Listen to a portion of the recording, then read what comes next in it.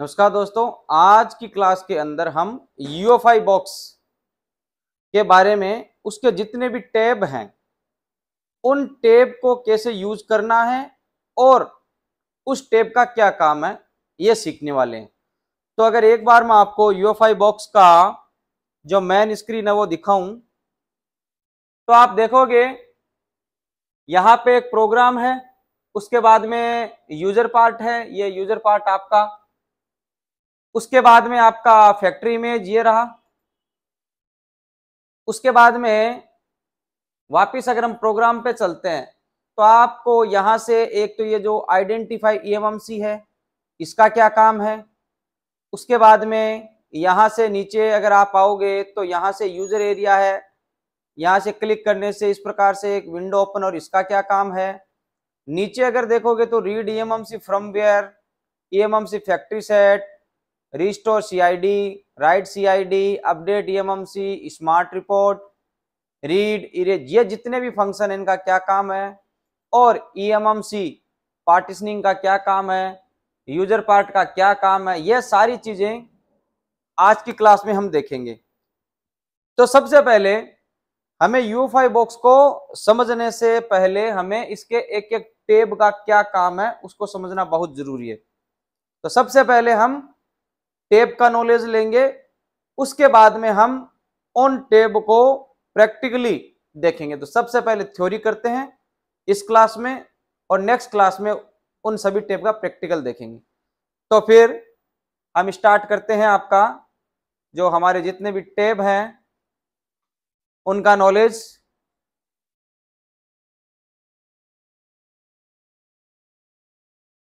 सबसे पहले देखिए, आपको UEFI बॉक्स टैब इन्फो के लिए प्रोग्राम टैब में आना है।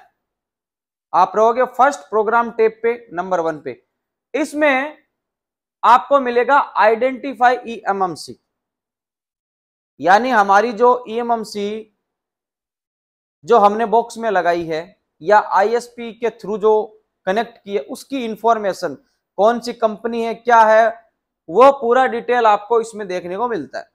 तो जब आप क्लिक करोगे आइडेंटिफाई EMMC तो आपको कौन कौन सी इंफॉर्मेशन को ध्यान से देखना है। तो सबसे पहले आपको देखना है कंपनी एंड प्रोडक्ट नेम। आप आइडेंटिफाई करोगे EMMC को तो नीचे आएगा कंपनी नेम, जैसे सैमसंग की है, सैनडिस्क की है, SK हाइनिक्स की है, तोशिबा की है, माइक्रोन की है, ये रनिंग ब्रांड है। उसके बाद में उनका एक, जैसे हम बोलते हैं ना कि ओप्पो एक कंपनी हो गई, उसके बाद में ओप्पो में Y21, Y20, Y30, 50 वो उनका मॉडल हो गया। उसी प्रकार से क्या होता है, इनका प्रोडक्ट नेम होता है। तो आपको कंपनी और प्रोडक्ट नेम उस लिस्ट में से चेक करना कौन सी कंपनी का है। उसके बाद में आपको एक CID नंबर, CID नंबर एक तरीके से एक सिक्योरिटी नंबर होता है। अगर ये खराब हो जाता है या ये गलत हो जाता है या ये अननोन हो जाता है या 00 हो जाता है तो वो EMMC आपकी यूजलेस होती है। तो वो प्रॉपर CSD CID है, ये अपना कंप्लीटली ओके होना चाहिए, ठीक है। तो ये CID नंबर आपको आइडेंटिफाई वाली टेप से चेक करना है।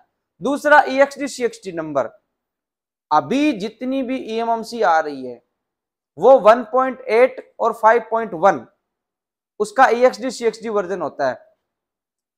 तो आपको एक जो ध्यान में रखना है वो है EXD CXD नंबर, उसका कितना आ रहा है या नहीं आ रहा। तो ये सारी चीजें हमें एक ओके EMMC की तरफ इंडिकेट करती है। उसके बाद में ये वर्जन मैंने आपको बता दिया 1.8 और 5.1 होना चाहिए। बूट कॉन्फ़िगरेशन, देखिए अलग अलग CPU आते हैं आपके, मीडियाटेक का, क्वालकॉम का, स्पेक्ट्रम, किरिन, ये जितने भी CPU हैं, सैमसंग का एक्साइनस है, इन सब का अलग अलग बूट कॉन्फ़िगरेशन होता है। बूट कॉन्फ़िगरेशन अगर हम समझे सरल भाषा में, कहने का मतलब है कि जैसे मान लीजिए आपका जो रूम है, ठीक है ना, रूम में मेन स्विच कौन सा है, पहले मेन स्विच ऑन होगा, उसके बाद में आप लाइट जला सकते हैं, फैन चला सकते हैं, ठीक है। उसी प्रकार से मोबाइल को ऑन करने के लिए जो बटन है वो कहां पे है, ठीक है ना। तो उसकी एक कोडिंग होती है, उसका एक एड्रेस होता है, उसको बोलते हैं बूट कॉन्फ़िगरेशन। वो अलग अलग सीपीयू के लिए अलग अलग होता है। तो आपको ये भी देखना, और बूट कॉन्फ़िगरेशन से आप ये पता लगा सकते हो कि मेरे ये जो eMMC है वो कौन से सीपीयू के साथ में लगी हुई थी, तो वो हमें वहां से इंफॉर्मेशन मिलती है। ये सारी चीजें आपको चेक करनी होती है। उसके बाद में अकॉर्डिंग सीपीयू क्वालकॉम का है, एक मीडियाटेक का है, स्पेक्ट्रम का है, एक्साइनस, ये किरिन हवाई के अंदर आता है। ये आपको चेक करना है बूट कॉन्फ़िगरेशन, ठीक है। और वहीं पे आपको एक मिलता है आरपीएमबी काउंटर। आरपीएमबी काउंटर हर eMMC का अलग अलग आपको मिलेगा। तो ये वो चीजें हैं जिनको आपको ध्यान में रखना बहुत ज्यादा इंपॉर्टेंट है। तो ये आपको सारी चीजें आइडेंटिफाई eMMC के अंदर देखने को मिलेगी। उसके बाद में बात करते हैं बूट कॉन्फ़िगरेशन कि कौन से सीपीयू का कितना बूट कॉन्फ़िगरेशन अगर आपको वहां पे मिलता है तो उसकी क्या कंडीशन है। देखो, सबसे पहले डेड बूट रिपेयर। अगर ये बूट कॉन्फ़िगरेशन आपका गलत हो जाता है किसी भी कारणवश, तो आपका eMMC में सब कुछ ओके होगा लेकिन मोबाइल ऑन नहीं होगा, ऑटो पोर्ट पे चला जाएगा, या आपका वो उसको डिटेक्ट ही नहीं करेगा। तो इसके लिए आपको क्या करना है, हम इसको दो डिपार्टमेंट में डिवाइड करें। एक वर्किंग यानी जो वर्किंग बूट कॉन्फ़िगरेशन, और दूसरा है डेड। मीडियाटेक के लिए आपका 0x48, अगर आपको 0x48 मिलता है इसका मतलब है वो ओके उसका बूट कॉन्फ़िगरेशन है। 0x00 हो जाता है इसका मतलब है उसका बूट कॉन्फ़िगरेशन खराब हो गया है। आप इसको वन क्लिक रिपेयर कर सकते हैं, उसके सामने ही टैब है, उस पर भी हम प्रैक्टिकली आपको बताएंगे। उसके बाद में अगर आपका सैमसंग का फोन है, उसमें eMMC लगी हुई है, एक्साइनस सीपीयू है, तो उसका 0x48 होना चाहिए, वो ओके है। और 0x00 हो जाता है तो वो आपका खराब है।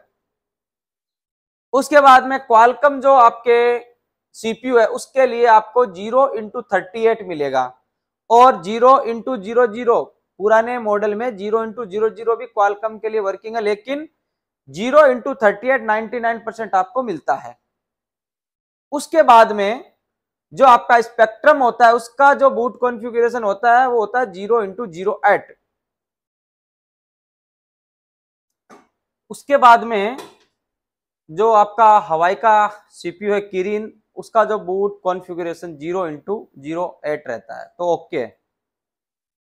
अब देखो, अगर मान लो आपका बूट कॉन्फ़िगरेशन गलत हो जाता है तो आप वन क्लिक, ये आपका UEFI बॉक्स का मेन स्क्रीन है प्रोग्राम वाला, वहां से EXD CXD पे क्लिक करोगे तो मीडियाटेक, क्वालकॉम और स्पेक्ट्रम तीनों आपको वहां से नाम दिख रहा है। आपको अगर मीडियाटेक का सीपीयू है तो मीडियाटेक पे क्लिक कर दो, boot configuration one click okay हो जाएगा।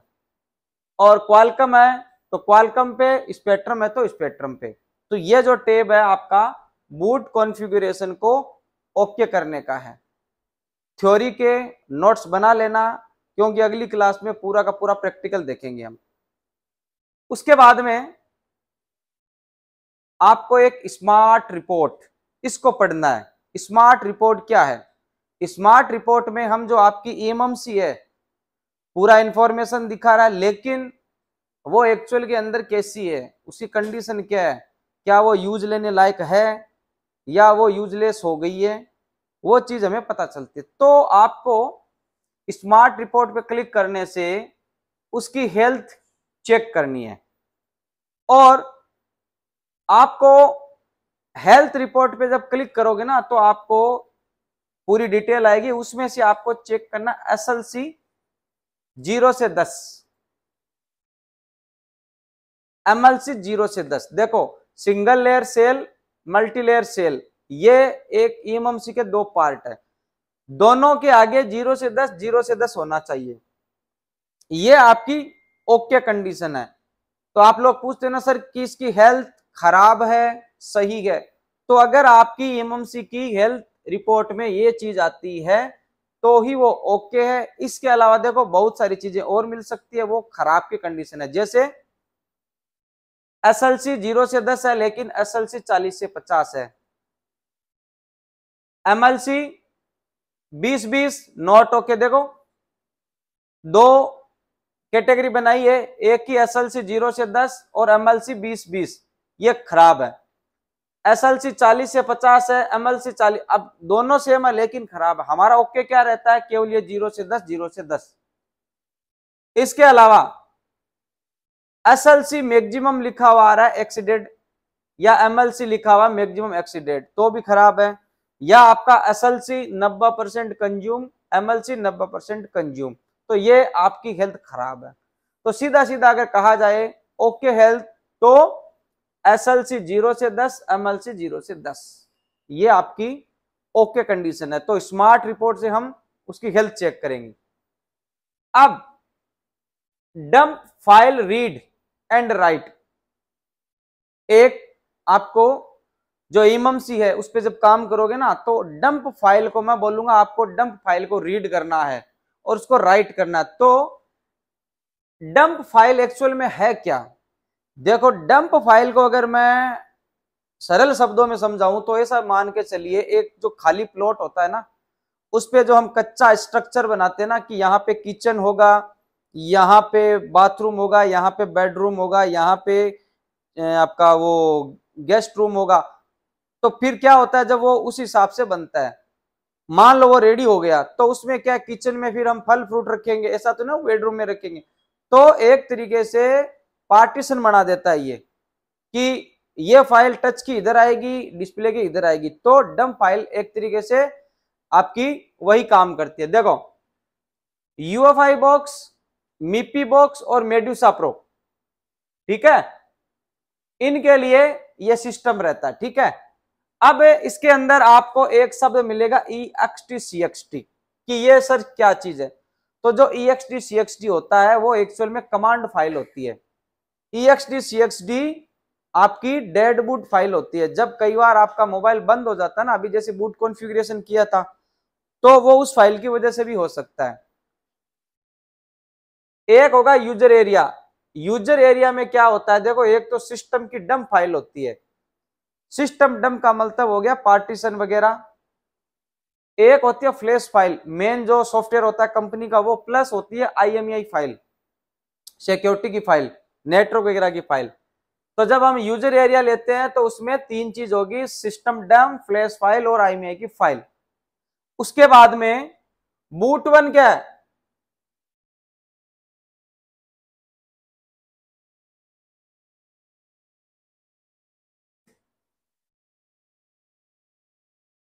बूट वन जो है वो है कनेक्टिविटी बूटिंग फाइल। जब हम मोबाइल को कनेक्ट कराते हैं तो उसकी जो बूट वन फाइल है वो कनेक्टिविटी है। स्टार्ट में बूट वन की ये कनेक्टिविटी फाइल होती है। और बूट टू ये बूटिंग लोगो ऑन स्क्रीन, जब अपना लोगो आता है उसमें ये फाइल का फंक्शन होता है। तो हम डंप फाइल के अंदर देखो boot one, boot two, user area, EXT, ये चार चीजें रीड होती है, ठीक है। अब क्या है, ये चारों चीजों को रीड आपको अलग अलग नहीं करना है, आपको बस वन क्लिक ये डंप फाइल रीड करनी है।